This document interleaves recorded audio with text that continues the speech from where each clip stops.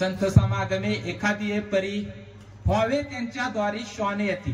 संतांच्या दारातला आपण कुत्रा झालं पाहिजे असं संत तुकोबराय म्हणतात की मी कुत्रा, जरी मला जन्माला घातलं कुत्र्याच्या तरीही मी काय करेन, संतांच्या दारातला मला कुत्रा, कारण तेथे राम नाम होईल श्रवण, घडेल भोजन उचिष्टाचे, कारण तेथे राम नाम मला ऐकायला मिळेल.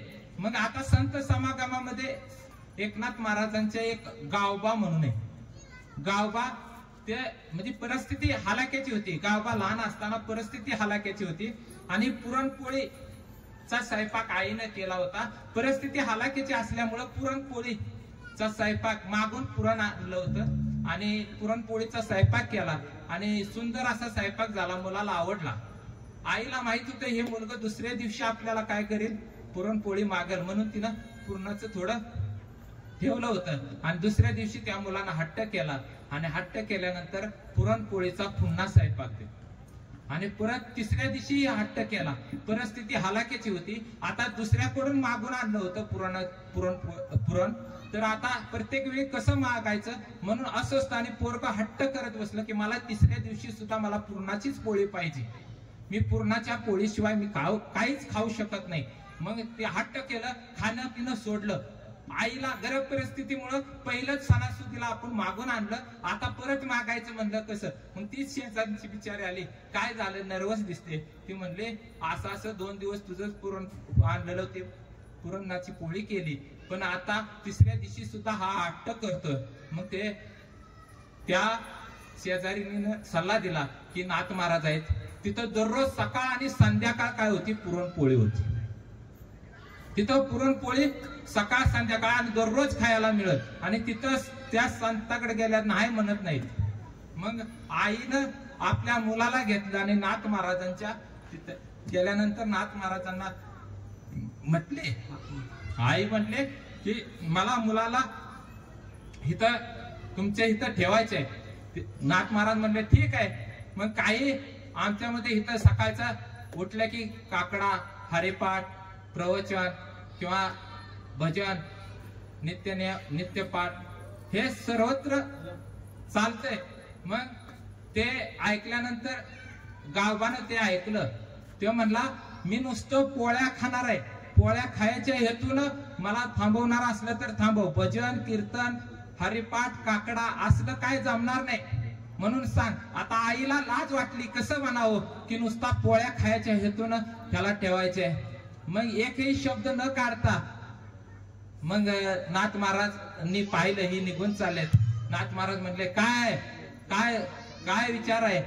ती म्हटले आता मी कसं बोलू, पण शेवट खातीर आईनं सांगितलं की हा गावबा म्हणतो, माझं मुलगा म्हणतोय की मी भजन कीर्तन हरिपाठ काकडा नित्यनियम ह्याला मी सकाळी 5 वाजता ब्रह्ममुहूर्तावर उठणार नाही, नुसतं पोळ्या खायच्या हेतून जरी तुम्ही काय करा, मला फक्त ठेवायचं असेल तर ठेवा. नाथ महाराज म्हणतात इथं मृदुंग वाजवण्यात काय काय एक्सपर्ट आहेत, कीर्तन वाजवण्यात, पण पोळ्या खाण्यात एक्सपर्ट नाही. असू द्या इथं नुसता पोळ्या खायच्या हेतून. पण एक अट आहे, नाथ महाराज म्हणले की मी गावबा म्हणून हाक मारली ना की तू हजर राहायचं.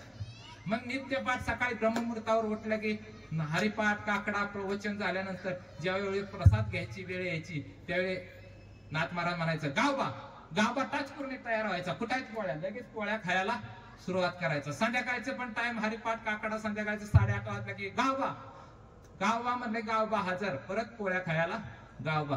असं गावबा कंटिन्यू फक्त पोळ्या खायलाच उठायचा.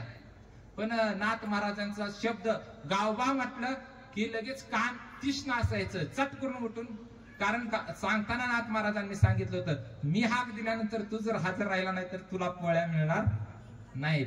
मग असं चाललं असताना एक दिवस काय झालं, भावार्थ रामायण एकनाथ महाराजांना लिहायचं होतं आणि अर्धकांड भावार्थ रामायण एकनाथ महाराजांनी लिहून काढलं आणि काहीतरी कामानिमित्त त्यांना बाहेर जाण्याचा प्रसंग आला.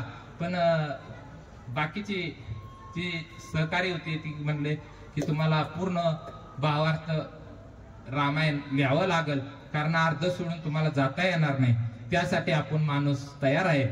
मग रात्रीच्या 3 वाजता गावबा लगेच टच करून आला नाथ महाराजापाशी. कुठे आहेत पोळ्या? पोळ्या नाही आता. ही राहिलेलं अर्धकांड भावार्थ रामायण जर कोणाला लिहायचं असेल तर तुला लिहायचे. आणि अर्धकांड रामायण राहिलेलं भावार्थ रामायण एकनाथ महाराजांनी लिहिलेलं आणि भावार्थ गावबानं लिहिलेलं रामायणात एक शब्दाचा किंवा स्वल्पविराम उकाराचा सुद्धा फरक नाही. कारण तेथे राम नाम होईल जे श्रवण गडे न भोजन उच्चिष्टाचे. म्हणजे तिथं फक्त श्रवण ही भक्ती केल्यामुळं गावबानं अर्धकांड रामायण लिहिलं. आणि एकनाथी भागवत आणि गावबाचं भागवत त्याच्यात कसभर सुद्धा फरक नाही. एवढं साम्य लेखन आपल्यासारखे करीती तात्काळ.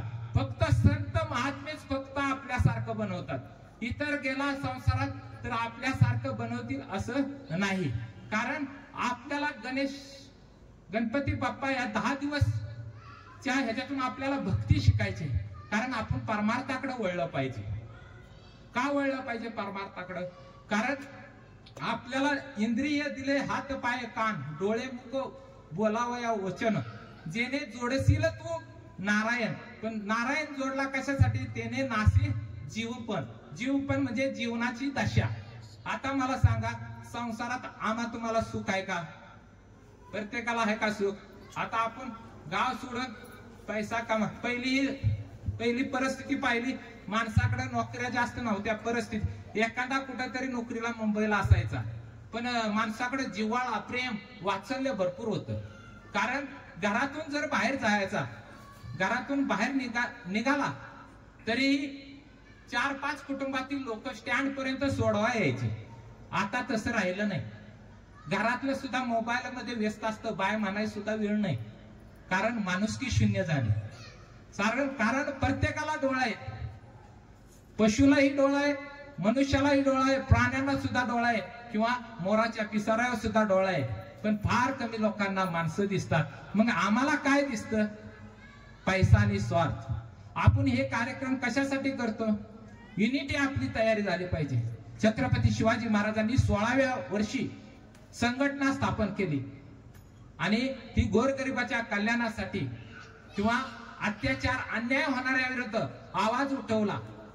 त्यामुळे छत्रपती शिवाजी महाराजांचं नाव हे सूर्यचंद्र तारे आहे तोपर्यंत आहे. आमचं नाव 2 पिढ्या लयतले 3ऱ्या पिढ्याला नाव सांगायला आपण राहत नाही. कारण आपण कसं आहे, बाल्याची आहे, बाल्याचं पापा. मैं तेरी तू मेरा दुनिया से क्या लेना. अशा जिंदगीत आपण जगल्यामुळं आपलं फक्त 3 पिढ्या नाव राहतं. 3 पिढ्यानंतर आपलं नाव खतम होतं. म्हणून आम्ही तुम्ही काय केलं पाहिजे? परमार्थाकडे वळलं पाहिजे. कारण 84 शेंडफळ आहे आणि शेंडफळानं जर आई वडिलांना सांभाळलं नाही तर आई वडिलांना फार दुःख होतं.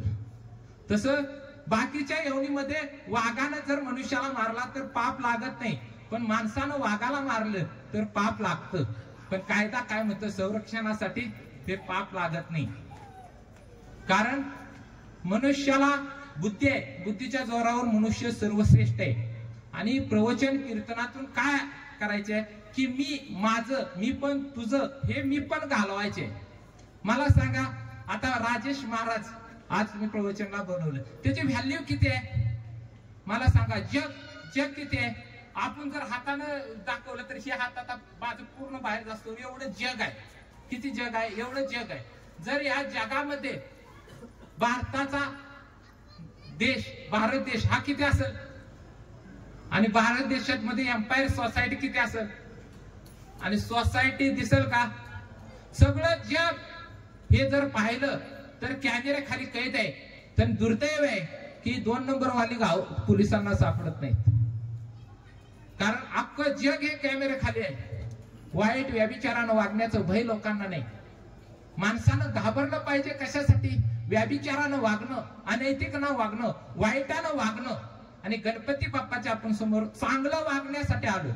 कारण वाईट हे आपण काढून टाकायचे. चांगलं आहे कारण मळमळते ते टाकून द्यावे, उच्च नैनी शोभावे तैसे बापा.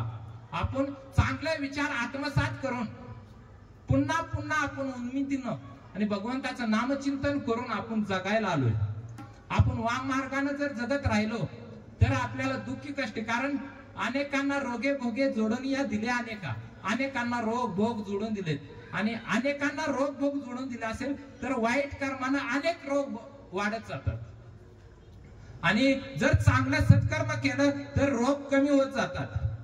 कारण सुदामाला विश्व दारिद्र्य सटविनं लिहिलं होतं, विश्व दारिद्र्य, पण भगवंताचं चिंतन केलं, अखंड चिंतनामुळे काय झालं, विश्व दारिद्र्य सोन्याची नगरी झाली. का? अखंड चिंतन, हरिकृपे त्याचा नाश झाला. म्हणजे भाग्यात जे आहे आपल्या, तुमच्या 10 फ्लॅट असो, 2 फ्लॅट असो, भाग्यात 5 फ्लॅट असो, 1 असो किंवा संपत्ती असो, भाग्यात आहे ते तुम्हाला मिळणारच आहे. पण भाग्यात नसणार हे गणपती बाप्पाच्या सेवेने तुम्हाला मिळेल. कारण सेवेने भाग्यात नसणार प्राप्त होतं ईश्वर भक्तीमुळे. म्हणून आपण ईश्वर भक्तीकडे वळलं पाहिजे. एक आता सासरवाडी, एक तुम्हाला दृष्टांत देतो. पावसाळ्याचे दिवस होतं आणि जुना काळ होता, त्यावेळी गाडी सुविधा जास्त नव्हती, आणि बायको माहेरावरून आली नाही. त्याला सारखी चिंता लागली की आता कशी आली नाही, आपणच जावं. मग तो सासरवाडीला जात असताना असं बांधानं चिखलाचं रोड असतात, चिखलाचं रोड होतं, त्यामुळं रस्ता बांधानं काढत, पण बांधावनं ते दव आल्यामुळं, पावसाळ्याचा दिवस असल्यामुळं ते काय होतं, पाय घसरतो आणि चिखलाचा दलदलीचा भाग असतो, त्याच्यात तो काय होतो,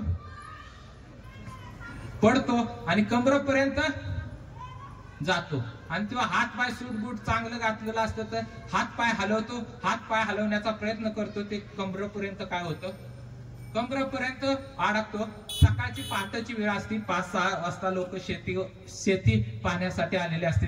ते म्हणते अरे हात पाय हलवू नको नाहीतर मरशील.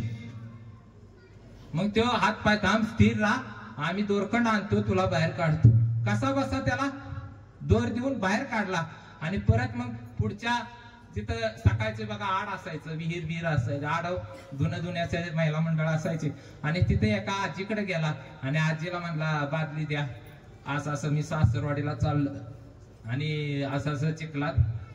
आणि मग ते म्हटले आता चांगल्या कामाला चाललाय, आजीनं पण विलंब लावला नाही, आणि आजीनं काय केलं, आजीनं बादली दिली, आणि ती आड पहिला असायचं बघा, आड असायचं, त्याच्यात दोरखंड मध्ये बादली सोडलेली असायची, आणि बादली अशी सोडली, त्याला माहितच नाही बादली भरल्यानंतर वाढायचं.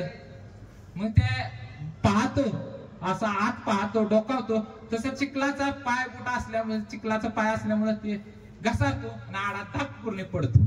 आणि सकाळचं त्याला आठवतं, सकाळचं आठवतं की हात पाय हलवल्यानंतर मरत, हे पाहणं असं उतान पडलं होतं.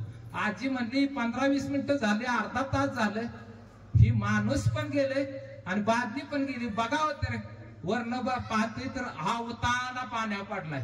आजी म्हटले अरे मरशील, हात पाय हलव. तर ती म्हणते कसं, गप बसा, हात पाय हलवल्या माणूस मरत. तेव्हा आजीला सांगावं लागलं, हात पाय संसारात हात पाय हलवून म्हणजे पाण्यात हात पाय हलवलं नाही की मरत, आणि चिखलात हात पाय हलवल्यावर मरत. तसं संसारात हात पाय हलवून मरत, आणि परमार्थात हात पाय न हलवल्यावर मरत. म्हणून परमार्थाकडे आम्ही तुम्ही वळलं पाहिजे, त्या भगवंताकडे आपण भक्ती केली पाहिजे. का? शासन करून का होईना, दंडन करून का होईना, पण हे मन परमार्थाकडे वळवलं पाहिजे. कारण तुम्हाला माहित आहे, मुसलमान नागठाणे सातारा तुम्ही पाहिला असेल, आमच्या जवळ नागठाणे सातारा एक लॉट होता की भारत माता की जय. काय लॉट, 4-5 मुसलमानाची मुलं म्हणले, पण एक लॉट असा मुसलमानांच्या मुलाचा होता की एक ही भारत माता की जय म्हटलं नाही. मग मला सांगा, भारत माता ही आपल्या देशालाच म्हटलं जातं, पाश्चात्य देशाला म्हटलं जात नाही. कारण पाश्चात्य देशाची संस्कृती आणि भारताची संस्कृती, कारण प्रथम पूजावा गणपती, धन्य ती भारतीय संस्कृती. भारताची संस्कृती धन्य का? कारण तिथं प्रथम गणपती पूजला जातो. आणि असा भारत माता का म्हटलं जातं? कारण भारतामध्ये पत्नीला सोडलं तर इतर परस्त्रीला आईच्या नजरेनं पाहिलं जातं, म्हणून भारत माता म्हटलं जातं. आणि पाश्चात्य देशामध्ये आई तिला सोडलं तर तर इतर परस्त्रीला वाईट नजरेनं पाहिलं जातं, म्हणून पाश्चात्य देशाला भारत माता म्हटलं जात नाही, माता म्हटलं जात नाही पाश्चात्य देशात. म्हणून आपल्या देशात भारत माता की जय ही मोठी संस्कृती आहे. मला सांगा, भारत माता की जय म्हणायला का लाज वाटावी? मुसलमान असू नाही तर हिंदू असू, पण भारतामध्ये असल्यानंतर भारत माता की जय म्हणायला लाज वाटली नाही पाहिजे, कारण भारतीय संस्कृती ही उच्चतम आहे. आणि अशी जर लाज वाटत असेल तर ते भारतात राहण्याच्या लायकीचे नाहीत, कारण अशा विकृती हे केल्या जातात, पेरल्या जातात. कारण ज्यावेळी छत्रपती शिवाजी महाराज, आपण छत्रपती शिवाजी महाराजांना या धर्म मंडपात आणूया. आये महाराज विराजिए, आये महाराज विराजिए, कथा करू मती अनुसार, आये महाराज पधारिए पधारिए जिजाऊ कुमार, पधारिए शाहजी कुमार, आये महाराज विराजिए, आये महाराज विराजिए, प्रेम सहित हृदय धरूनी भाव आदर से कथा कहिए, आइए महाराज पधारिए पधारिए विराजिए. छत्रपती शिवाजी महाराज की, धर्मवीर संभाजी महाराज की. एक प्रसंग असा होता, छत्रपती शिवाजी महाराज घरी यायला उशीर झाला आणि जिजाऊ मासाहेब दरवाजाचा हेलपाट मारत होत्या.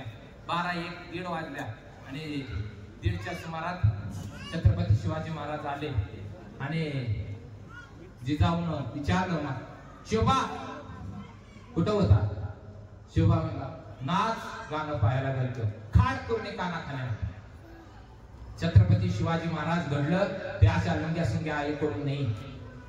छत्रपती शिवाजी महाराज घडले, त्यांनी गीता, भागवत, अनेक थोर पुरुषांची चरित्र आणि नाच गाणं गेल्यानंतर खाट करून कानाखाली लावली. कारण वाईट वागलं की त्याला सुट्टी नाही. 0 ते 5 वर्षाच्या मुलाला मारू नये, कारण पितृदोष देत असतात.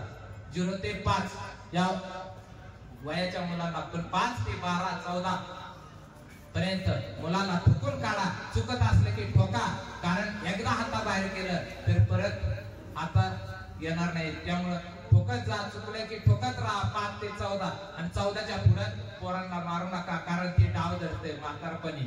म्हातारपणी इंगा दाखवत, त्यामुळे डाव धरील. त्यामुळे 14 नंतर मारू नका. प्रेमाने बोलून समजून उमजून वागा.